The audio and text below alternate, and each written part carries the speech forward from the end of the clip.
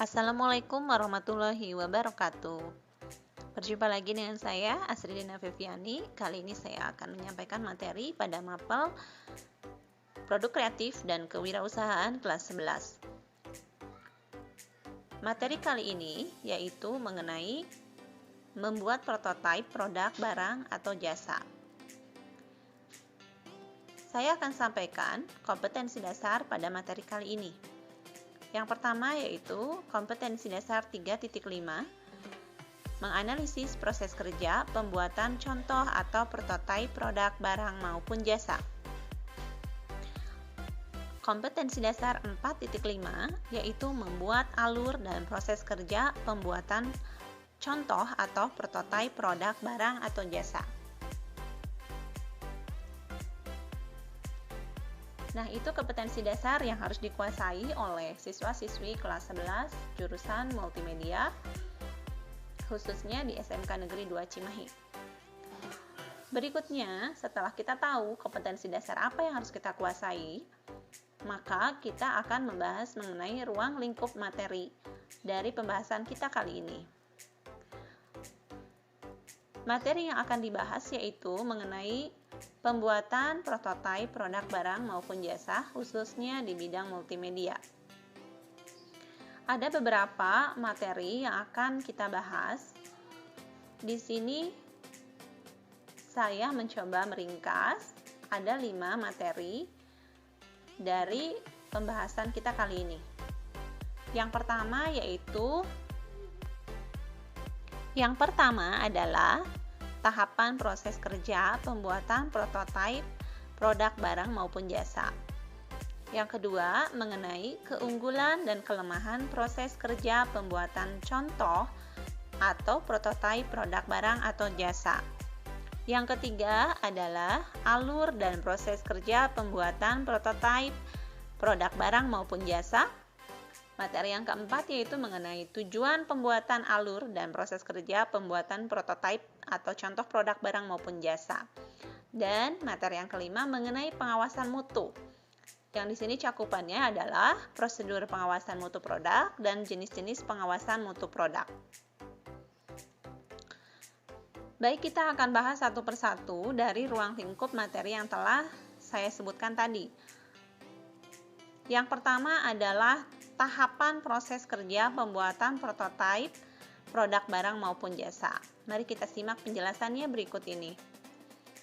Ya, pada alur proses pembuatan prototipe ini saya ringkas menjadi 6 step berdasarkan dari beberapa sumber materi yang saya coba rangkum. Nah, kita bahas satu persatu. Yang pertama yaitu mengenai pendefinisian produk. Yang kedua adalah working model. Yang ketiga prototipe rekayasa. Yang keempat prototipe produksi.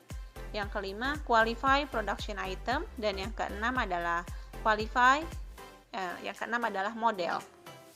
Yang pertama akan saya bahas mengenai pendefinisian produk. Dalam hal ini, pendefinisian produk bisa kita sebut juga sebagai penerjemahan teknik. Nah, penjelasannya seperti ini. Ketika barang atau jasa baru dipilih untuk diperkenalkan atau dibuat, maka produk ini harus didefinisikan terlebih dahulu. Nah, bagaimana sih proses pendefinisiannya? Yaitu diantaranya sebagai berikut. Yang pertama, kita menjabarkan dulu mengenai fungsi dari barang atau jasa yang akan diproduksi ini. Ya jelas ya, fungsinya apa dari barang atau jasa tersebut. Yang kedua, membuat sketsa atau desain kasarnya dari produk atau jasa yang akan kita buat. Setelah sketsa atau desain kasarnya jadi, kita bisa menentukan langkah-langkah pencapaian dari produksi barang atau jasa yang dimaksud. Yang keempat adalah membuat rancangan berupa gambar dari produk, barang, atau jasa yang akan diproduksi. Jadi tadi ada sketsa, ini gambar yang lebih real gitu ya. Gambar yang lebih detail. Kemudian yang berikutnya adalah membuat tagihan material yang dibutuhkan, alat bahan yang dibutuhkan untuk pendefinisian produk, barang, atau jasa yang dimaksud. Nah, setelah tadi pendefinisian produk dibuat, maka step yang kedua yaitu yang dinamakan sebagai working model. Working model yang dimaksud ini yaitu proses pembuatan produk atau jasa pada skala seperlunya. Kenapa dibuat?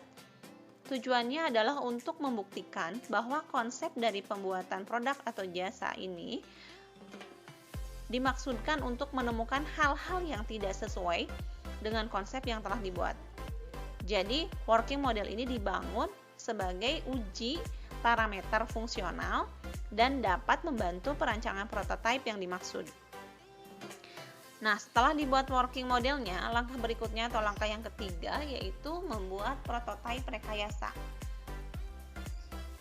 Pada prototipe rekayasa ini dibuat seperti halnya working model, namun mengalami perubahan tingkat kompleksitas atau superioritas dari working model yang dibuat. Kemudian pada prototipe rekayasa ini, produk yang dibangun atau dirancang harus memiliki kualitas yang semakin baik agar kemudian bisa dibangun menjadi prototipe produksi. Karena tahapan prototipe rekayasa ini memang dilakukan untuk menguji rancangan dan sistem produksi dari produk yang akan dibuat kemudian. Setelah prototipe rekayasa dibuat, tahapan berikutnya yaitu prototipe produksi. Prototipe produksi ini merupakan bentuk yang dirancang dengan seluruh fungsi operasional untuk menentukan kebutuhan serta metode produksi yang dibangun pada skala yang sesungguhnya atau real produknya, gitu ya. Nah, setelah real produknya ini dibuat, prototipe produksi seperti real produknya ini dibuat, maka tahapan berikutnya atau tahapan yang kelima disebut sebagai qualify production item. Pada tahapan ini, produk dibuat dalam skala penuh dan diproduksi pada tahap awal dalam jumlah kecil dengan tujuan untuk memastikan bahwa produk telah memenuhi segala bentuk standar maupun peraturan yang diberlakukan ketika proses produksi itu berlangsung. Nah, biasanya digunakan juga untuk diuji cobakan kepada publik. Apakah sudah qualify atau belum produk yang kita buat prototipenya. Tahapan ini dilakukan juga untuk mematangkan produk atau jasa yang akan dibuat secara massal dan komersil di kemudian hari. Jadi benar-benar kita uji dulu gitu ya, qualify atau tidak produk atau jasa yang akan kita buat ini. Dan step yang keenam yaitu yang disebut sebagai model. Pada tahapan ini dibuat alat peraga atau semacam maket gitu ya dari produk barang atau jasa yang akan dibuat. Mungkin secara jelas ini bisa menggambarkan produk barang atau jasa yang akan dibuat kemudian. Proses pembuatannya bisa dibuat dalam skala penuh. Ini bisa skalanya bisa lebih kecil maupun skala lebih besar, namun detailnya, rinciannya, kejelasannya itu sama dengan real produknya. Gitu ya, karena model ini harus dibuat sama persis. Karena apa? Karena produk ini yang akan dikerjakan nanti gitu ya, agar tidak ada pembandingan nanti di kemudian hari bahwa kok prototipenya seperti ini, produk realnya seperti ini gitu. Jadi pada tahap ini prototipe harus benar-benar seperti real produknya. Nah, itu mengenai step-step atau tahapan-tahapan pada alur proses pembuatan prototipe dari produk, barang maupun jasa.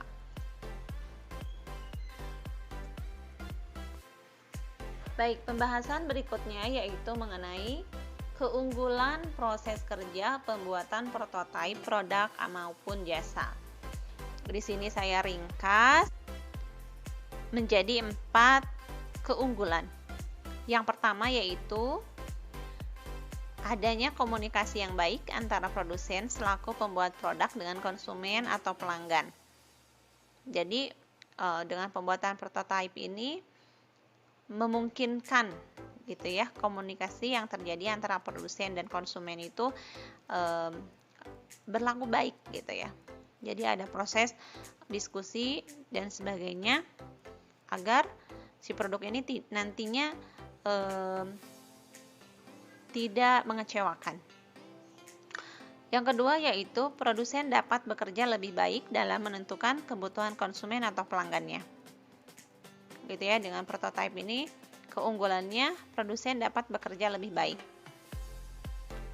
sesuai harapan dari konsumennya. Yang ketiga, pelanggan atau konsumen berperan aktif dalam pengembangan produknya. Jadi ada proses diskusi apakah prototipe ini sudah sesuai atau belum, perlu pengembangan lagi atau belum, sudah finish atau belum. Yang ini merupakan bentuk keunggulan gitu ya dari proses kerja pembuatan prototipe. Dan yang keempat adalah lebih menghemat waktu dalam pengembangan produk. Gitu ya. Kemudian hari ketika akan adanya produksi massal, kalau sudah ada prototipe itu akan menghemat waktu dalam hal pengembangannya.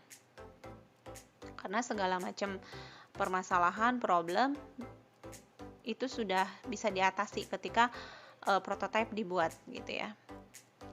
Selain keunggulan, ada yang disebut juga sebagai kelemahan dari proses kerja pembuatan prototipe ini. Nah, di sini saya ringkas menjadi 3. Adanya penyesuaian contoh produk dengan produk real yang akan dibuat. Jadi, kelemahannya itu adalah antara prototipe dan produk realnya itu harus banyak penyesuaiannya gitu ya. Kemudian yang kedua yaitu waktu, berkaitan dengan waktu ketika terjadinya proses analisis gitu ya. Karena singkatnya waktu ini untuk proses analisis bisa menyebabkan produk real itu tidak sesuai dengan prototipenya gitu. Kemudian yang ketiga yaitu ketika pembuatan prototipe dibuat dalam skala kecil, biasanya nanti ada masalah-masalah lain ketika dibuat secara massal gitu. Ya, itu kelemahannya. Maka untuk berikutnya adalah akan dibahas mengenai alur dan proses kerja pembuatan prototipe barang maupun jasa ini. Jadi, dalam proses pembuatan prototipe terdapat alur dan proses kerja agar si pembuatan prototipe ini terarah dan sesuai dengan target yang akan dicapai. Nah, ini ada 4 tahapan dalam membuat prototipe produk atau barang ataupun jasa. Itu yang pertama adalah persiapan bahan atau materi. Yang kedua adalah pengolahan bahan atau materi. Yang ketiga perakitan atau pembuatan prototipenya. Dan yang keempat adalah finishing atau penyelesaiannya. Saya akan coba bahas satu persatu. Yang pertama adalah persiapan bahan atau materi. Dalam tahapan ini kita menyiapkan semua bahan atau materi yang dibutuhkan untuk membuat prototipe produk barang atau jasa yang akan dibuat, termasuk semua peralatan keselamatan ya. Jadi semua peralatan keselamatan yang kita butuhkan ketika nanti produksi itu juga harus disiapkan pada tahapan ini. Yang kedua adalah pengolahan bahan atau materi. Jadi setelah semua bahan atau materi disiapkan, maka pada tahapan ini dilakukan proses pembahanan, di mana semua bahan yang telah disiapkan diolah atau digunakan untuk membuat prototipe barang maupun jasa yang akan dibuat. Nah, setelah pembahanan, maka tahap berikutnya yaitu perakitan atau mulai membuat prototipe yang dimaksud. Ya jelas ya, di sini tahapan ini prototipenya mulai dikerjakan. Dan yang keempat ada proses finishing. Nah, pada finishing ini atau tahap penyelesaian ini yaitu tahapan akhir atau tahapan penyelesaian dari prototipe yang dibuat. Ya, prototipe dari produk barang atau jasa yang dibuat itu mulai dilakukan tahap penyelesaiannya. Semua dicek dari awal sampai akhir apakah sudah sesuai atau belum. Nah, pada tahapan ini dilakukan. Itu alur dari proses kerja pembuatan prototipe produk barang maupun jasa. Nah, saya akan berikan tampilan dari contoh proses pembuatan prototipe, pembuatan flyer, sosialisasi COVID-19.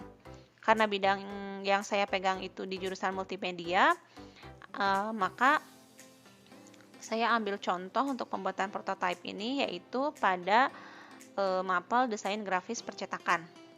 Gitu ya, produk-produknya adalah produk-produk desain grafis percetakan.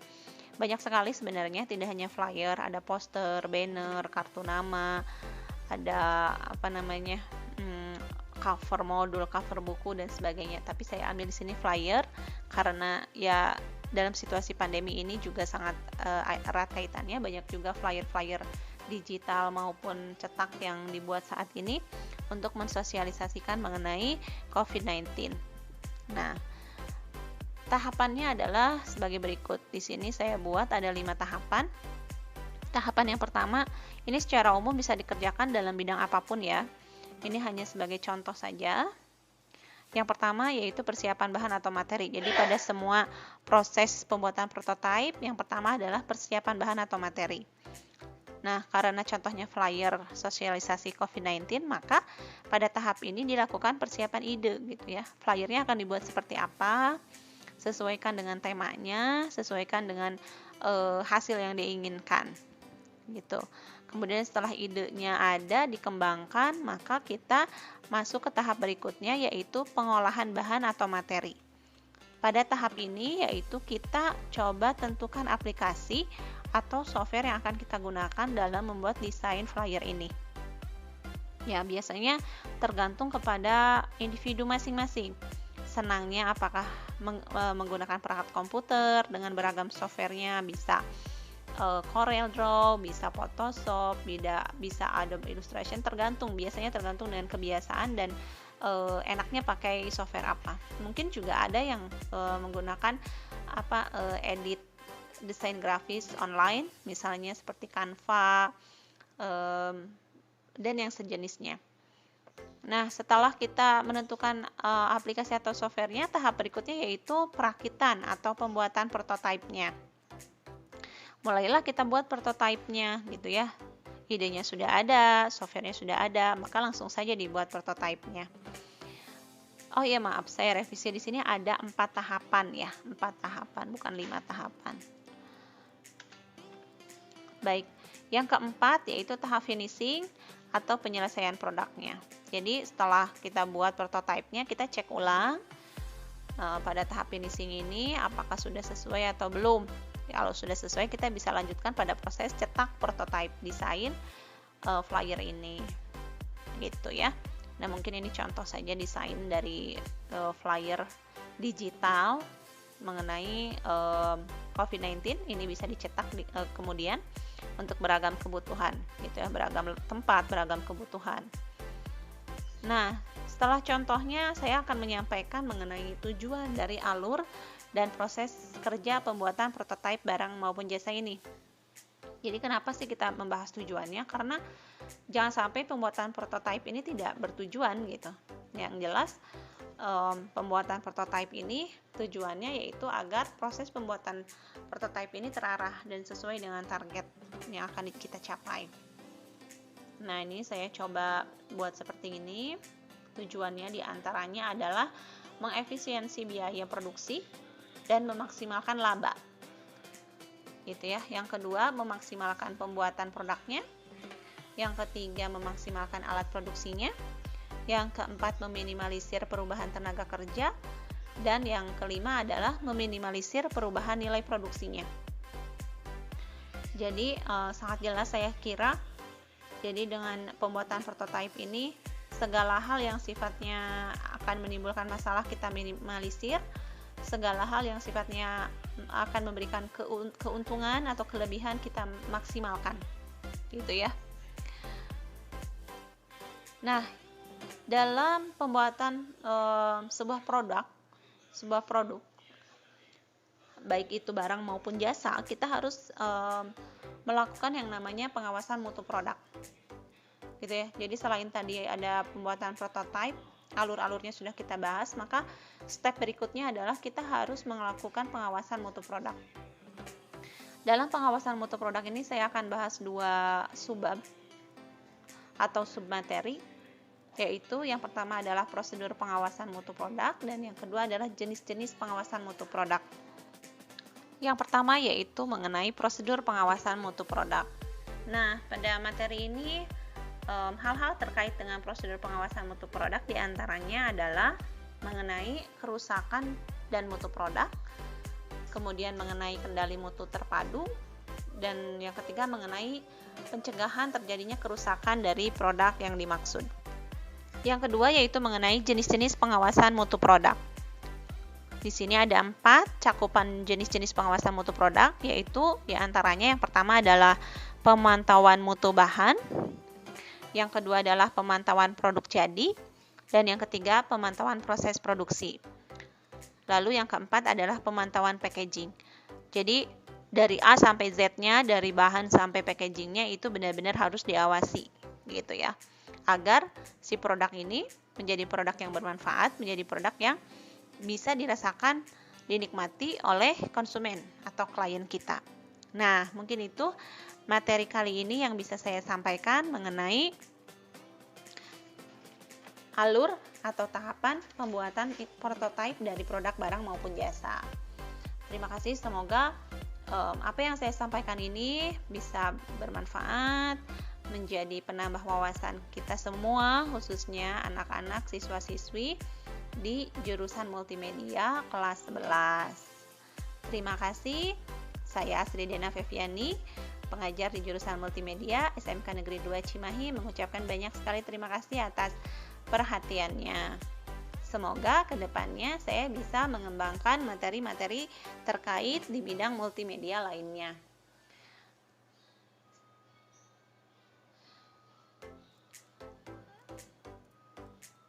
Tak lupa saya pun meminta supportnya dari anak-anakku sekalian, siswa-siswi maupun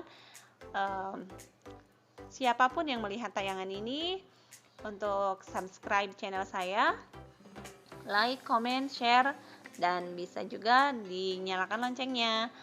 Kemudian hari ketika ada materi-materi baru bisa ditonton dan dirasakan manfaatnya.